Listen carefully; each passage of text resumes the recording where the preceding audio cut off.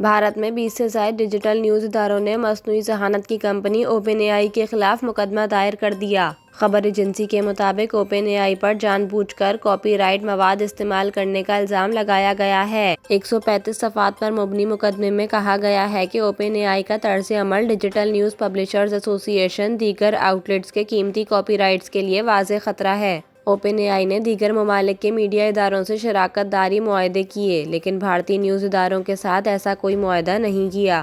Digital news اداروں میں بھارتی ارب پتی شخصیات گوتم اڈانی، مکیش امبانی کے digital news group Indian express اور ہندوستان ٹائمز شامل ہیں۔ بھارتی نیوز ایجنسی ANI نے گزشتہ برس سب سے پہلے اوپن اے آئی کے خلاف مقدمہ درج کیا تھا۔